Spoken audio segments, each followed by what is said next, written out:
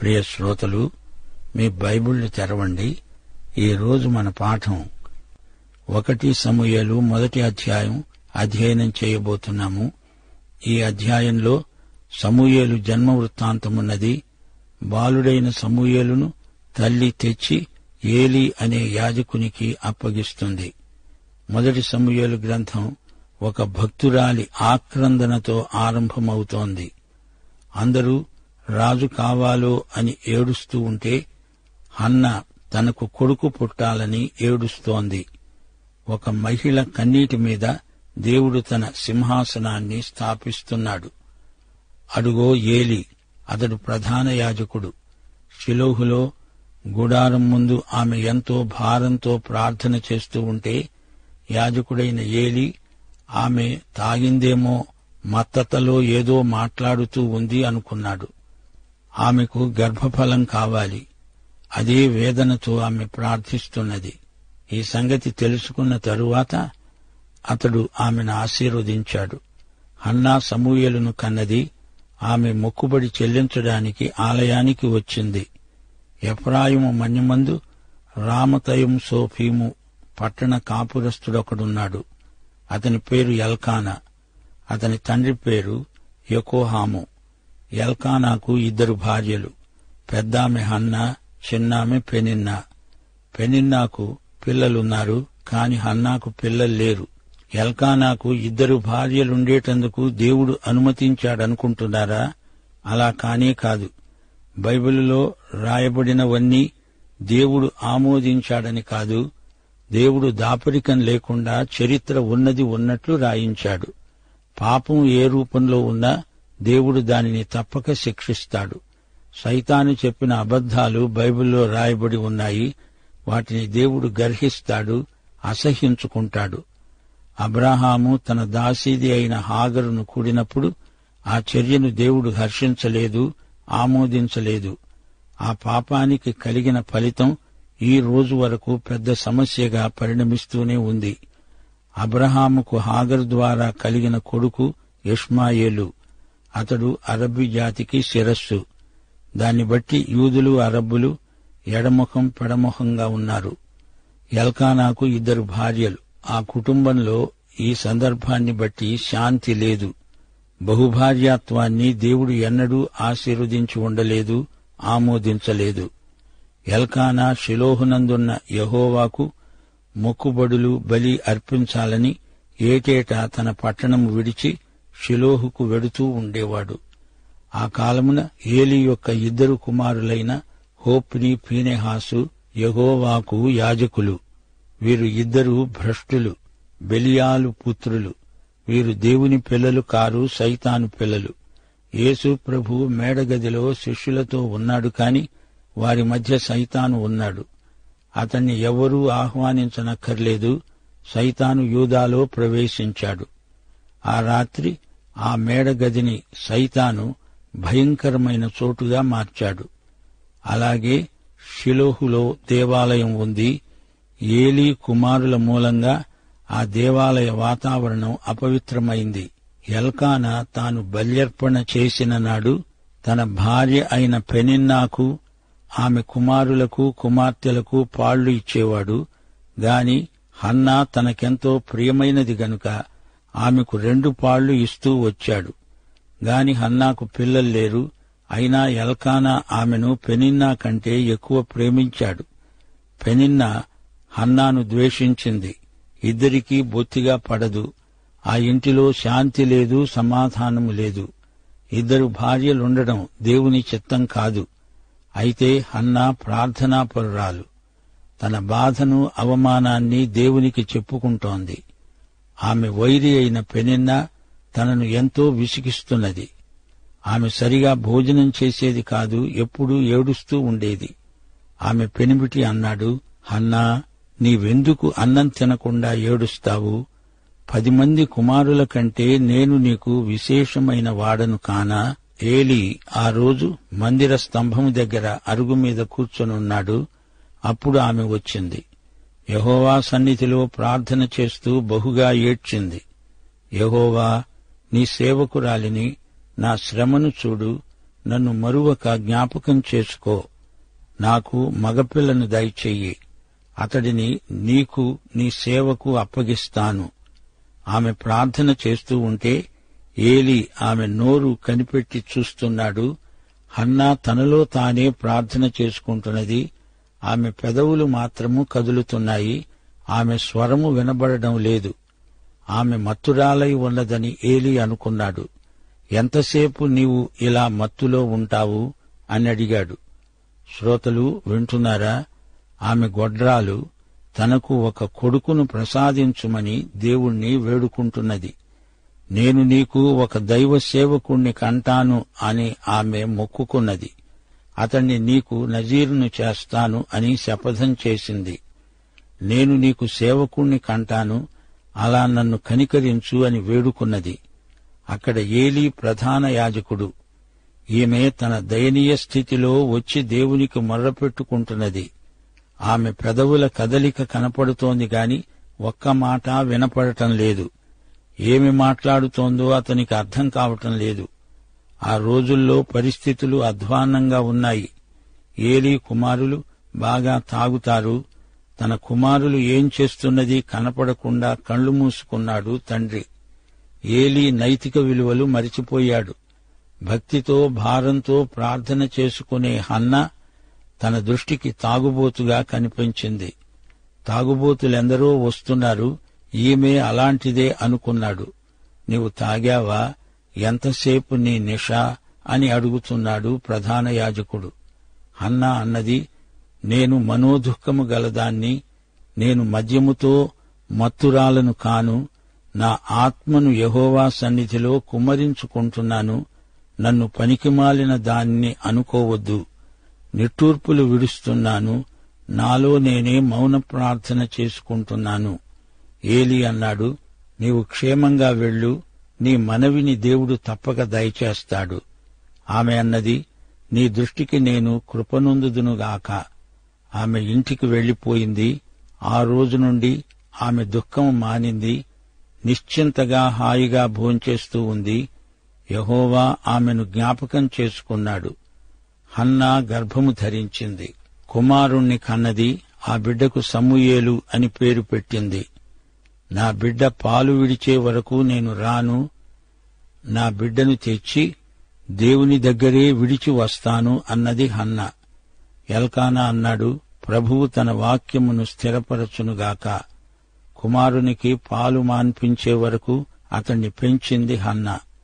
సమూయేలు ఇంకా చిన్నవాడై ఉండగా ఆ బాలుణ్ణి ఎత్తుకొని బలిద్రవ్యములను సమకూర్చుకొని ఆ పిల్లవాణ్ణి ఏలీ వద్దకు తెచ్చి అన్నది, అయ్యా, నేను భారంతో ప్రార్థన చేశాను. నా మనవి మీరు చెప్పినట్లే దేవుడు అనుగ్రహించాడు. ఆ బిడ్డను నేనిప్పుడు యెహోవాకు ప్రతిష్ఠిస్తున్నాను. తాను బతికే దినములన్నిట అతడు యెహోవాకు ప్రతిష్ఠితుడు. అప్పుడతడు యెహోవాకు అక్కడనే మ్రొక్కాడు. సమూయేలు బాల్యమందే దేవుని సేవకు ప్రత్యేకించబడిన నాజీరు. అతడు దేవుని సేవ తప్ప మరింకే పని చెయ్యడు. హన్నాలాగా ప్రార్థించే తల్లులు ఈ రోజున ఎంతమంది ఉన్నారు చెప్పండి? ప్రార్థించిన తరువాత హన్నా నిశ్చింతగా ఉండిపోయింది. దేవుడు తన ప్రార్థన విన్నాడు, దయచేస్తాడు అని ఆమెకు గట్టి నమ్మకం ఉంది. మార్కు సువార్త 11వ అధ్యాయం 24వ వచనంలో ప్రభు అన్నాడు, ప్రార్థన చేసేటప్పుడు మీరు అడుగుతున్న వాటినెల్లా పొంది ఉన్నామని నమ్మండి, అప్పుడవి మీకు కలుగుతాయి. సమూయేలు అనే పేరుకు అర్థం దేవుడు విన్నాడు. ఈ గ్రంథం ఒక భక్తిపరురాలి ఆక్రందనతో మొదలైంది. అందరూ మాకు రాజు కావాలో అని ఏడుస్తూ ఉన్నారు. ఈమె మాత్రం తనకు ఒక కొడుకు కావాలని ఏడుస్తూ ప్రార్థించింది. ఆమె కన్నీటి ప్రార్థనపై దేవుని సింహాసనముంది. బిడ్డలను కనడం ఆధ్యాత్మిక బాధ్యతతో కూడిన విషయం. కన్న తల్లిదండ్రులు తమ బిడ్డలను గురించిన బాధ్యతలను పూర్తిగా నెరవేర్చాలి. గలతీ పత్రిక 6వ అధ్యాయం 7వ వచనం స్పష్టంగా చెబుతోంది, మోసపోకండి, దేవుడు వెక్కిరించబడడు. మనుష్యుడు ఏమి విత్తుతాడో అదే పంటను కోస్తాడు. హన్నా అడిగింది, దేవుడిచ్చాడు, అది ఆశీర్వాదం. కాని ఆశీర్వాదంతో పాటు బాధ్యతలు కూడా వస్తాయి. ఆమె హృదయాక్రందనపై దేవుడు తన రాజ్యాన్ని నియమించాడు.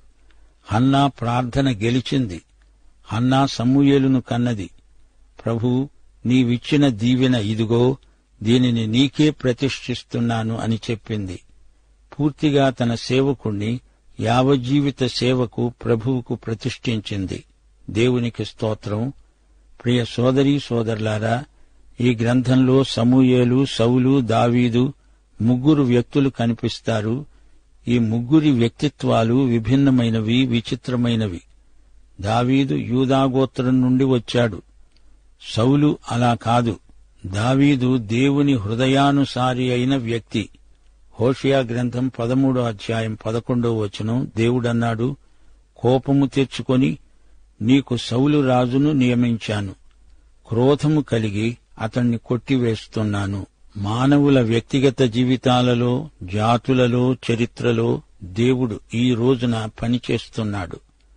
మానవుడు ఏ తీర్మానం చేసినా చివరికి అంతా దేవుని చిత్తములో భాగమైపోతుంది అని గ్రహించాలి. సోదరీ సోదరులారా, వింటున్నారా? హన్నా అనే పేరుకు అర్థం కృప. ఆమెకు దేవుని కృప ఎంతో అవసరం. ఎల్కానా కుటుంబంలో కలవరం ప్రవేశించింది. ఆమె సవతి ఆమెను మానసికంగా చిత్రవధ చేస్తోంది. తాను గొడ్రాలు అని చెప్పి సూటిపోటీ మాటలంటోంది. ఇలాంటి దుఃఖంలో, ఆశాభంగంలో దేవుడు ఆమెకు నిశ్చలమైన విశ్వాసాన్ని ఇచ్చాడు. ఆమెను దేవుడు ఎంతగానో ఆశీర్వదించాడు. 1 పేతురు 5వ అధ్యాయం 10వ వచనం, తన నిత్య మహిమకు క్రీస్తునందు మిమ్మును పిలిచిన సర్వకృపానిధి అయిన దేవుడు కొంచెము కాలము మీరు శ్రమపడిన పిమ్మట తానే మిమ్మును పూర్ణులనుగా చేసి స్థిరపరచి బలపరచి ఆశీర్వదిస్తాడు. దేవునికి స్తోత్రం. హన్నా తన విశ్వాసాన్ని పోగొట్టుకోలేదు, కాపాడుకుంది. రూతు గ్రంథంలో నయోమి మారా అయిపోయింది, మనసు చేదెక్కింది. గాని హన్నా మనస్సు మధురతరమైంది. సమూయేలుకు దేవుడు ప్రార్థన పరురాలైన మంచి తల్లినిచ్చాడు. హన్నా దేవునితో బేరమాడలేదు. ఆమె భక్తిలో ఉన్న రహస్యమిదే. దేవునికి ఓ గొప్ప దైవ సేవకుడు కావాలి, ఆ సేవకుణ్ణి నేను కంటాను అని అడిగింది. అడిగిందే తడవుగా దేవుడిచ్చాడు. ఆమె ప్రార్థన, ఆమె భర్త ప్రోత్సాహం కలిసి అంతా ఒక అద్భుతమైంది. సమూయేలు ద్వారా ఆ జాతి మొత్తానికి గొప్ప ఆశీర్వాదం కలిగింది. భక్తిగల కుటుంబంలో విశ్వాసం ఎంత గొప్ప కార్యం చేస్తుందో చూచారా? 1 సమూయేలు గ్రంథంలోని రాజకీయ నేపథ్యం గమనించండి. దేవుడే రాజుగా గల జాతి అన్యజాతుల స్థాయికి దిగజారింది. మాకు రాజునివ్వమని గొడవ చేశారు. న్యాయాధిపతుల కాలం ముగిసింది. ఇశ్రాయేలు, యూదా రాజ్యాలకు దావీదు రాజు కావటం ఈ గ్రంథాలలోని విశేషం. సమూయేలు, సౌలు అనే ఇద్దరు వ్యక్తుల వ్యక్తిత్వాలలోని వ్యత్యాసం గమనించారా? రామతయింసోఫీము అనే ఊరును రామా అనడం పరిపాటి.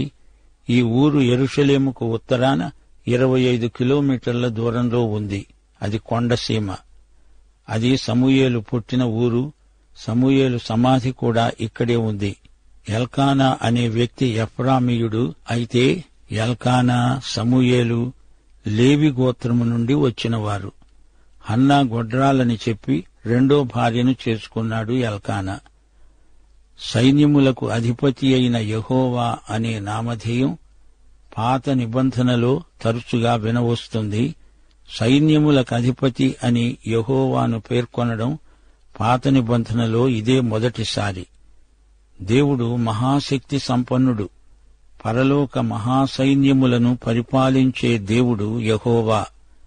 రామాకు ఉత్తరాన 25 కిలోమీటర్ల దూరంలో షిలోహు ఉంది. షిలోహు ప్రసిద్ధికెక్కిన యాత్రాస్థలం.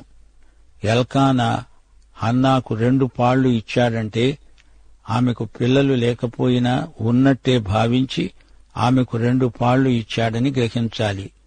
హన్నాను ఎల్కానా ఎంతగానో ప్రేమించి గౌరవించాడు, ఘనపరిచాడు.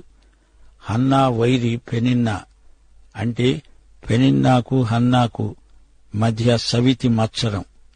హన్నాకు ఇది మానసికమైన చిత్రహింస. హన్నా ఇది భరించలేకపోయింది. షిలోహులో గుడారం, యెరూషలేములో సొలొమోను దేవాలయం. నాజీరు వ్రతదీక్ష తీసుకున్న వ్యక్తి ఎంతో నిష్ఠగా జీవిస్తాడు. నాజీరు దీక్షాపరులు వెంట్రుకలను పెరగనిస్తారు, మంగలి కత్తి తల మీద పడనియరు. ఏలీ కాలంలో దేవాలయం, అక్కడికి వచ్చేవారు పోయేవారు, వాతావరణమంతా అక్రమంతో నిండి ఉన్న రోజులవి. ఏలీ కుమారులను బట్టి దేవాలయ వాతావరణమంతా కాలుష్యమయమైపోయింది. నాయకత్వం నిర్వీర్యమైపోయింది. 16వ వచనంలో హన్నా అన్నది, నీ సేవకురాలినైన నన్ను పనికిమాలిన దానిగా ఎంచవద్దు. ఏలీ కుమారులు పనికిమాలిన వారు అంటే నిష్ప్రయోజకులు, భ్రష్టులు అని అర్థం. 19వ వచనంలో యెహోవా హన్నాను జ్ఞాపకం చేసుకున్నాడు అంటే అంతవరకు మరచిపోయాడని కాదు, ఆమె కోరికను తీర్చాడని, తన కృపను ఆమె పట్ల కనపరిచాడని అర్థం. సమూయేలు పాలు విడిచాడు అంటే 3 సంవత్సరాల వయస్సు వచ్చిందని భావం. సమూయేలు బాలుణ్ణి దేవునికి ప్రతిష్ఠించే సందర్భంలో లేవియకాండం 12వ అధ్యాయంలో చెప్పబడిన దహన బలి, సమాధాన బలి అర్పించారు. సోదరీ సోదరులారా, వింటున్నారా? ఇశ్రాయేలు జాతి బహు సంక్లిష్ట పరిస్థితిలో ఉన్నప్పుడు వారికి నాయకుడు కావలసి వచ్చింది. సమూయేలు, సౌలు, దావీదు, ఈ ముగ్గురిలో ఇద్దరు అనగా సమూయేలు, దావీదు గొప్ప నాయకులుగా దేవుని సంకల్పంలో ప్రసిద్ధికెక్కారు. సౌలు ఆరంభం బాగానే ఉంది కాని ముగింపు విషాదాంతం. 1 సమూయేలు గ్రంథం హన్నా ప్రార్థనతో, ఒక కుటుంబములోని గృహ సమస్యతో మొదలు కావటం విశేషం. హన్నా ప్రార్థనకు దేవుడు జవాబిచ్చాడు. ఆమెకు సమూయేలు జన్మించటంలో ఈ గ్రంథమందలి కథా సంవిధానం జాతి చరిత్రకే కొత్త మలుపు. సమూయేలు గొప్ప నాయకుడు, విద్యావేత్త, సంస్కరణాభిలాషి. 1 సమూయేలు 15వ అధ్యాయంలోనే సమూయేలు పదవీ విరమణ చేశాడు. హన్నా అనుభవాలు ఇశ్రాయేలు జాతీయ జీవిత పరిణామానికి అద్దం పట్టినట్లు కనిపిస్తాయి. బాధలో నుండే దేవుని అమూల్య వాగ్దానాలు లేచివస్తాయి. హన్నా యొక్క మాదిరినే జాతి అంతా అనుసరించాల్సి వచ్చింది.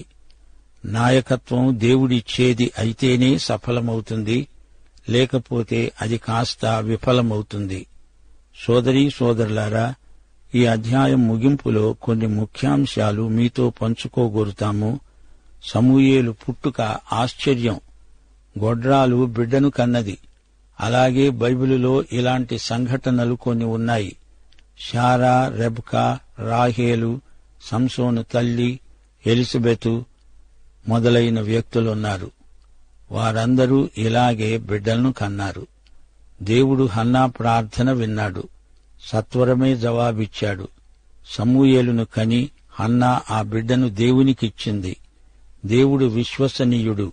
ప్రియ శ్రోతలు, మరచిపోకండి, ఇశ్రాయేలు ప్రజలను దేవుడు ఎలా నడిపించాడో, వారి జాతీయ జీవితాన్ని ఎంతో ఉజ్జీవపరిచి దీర్ఘశాంతముతో వారిని తన మార్గానికి మరల్చుకోవడానికి ప్రయాసపడ్డాడో ఈ చరిత్ర గ్రంథాలు తేటపరుస్తాయి. ప్రియ సోదరుడా, సోదరి, చరిత్రకు దేవుడైన ఈ యేసుక్రీస్తును నీవు స్వకీయ రక్షకుడుగా ఎరుగుదువా? నీ తీర్మానమేమిటి? మన ప్రభు అయిన యేసుక్రీస్తు వారి దివ్య కృప, తండ్రి యొక్క వాత్సల్యము, పరిశుద్ధాత్మ సహవాసము మనకందరికీ తోడై ఉండునుగాక. ఆమేన్.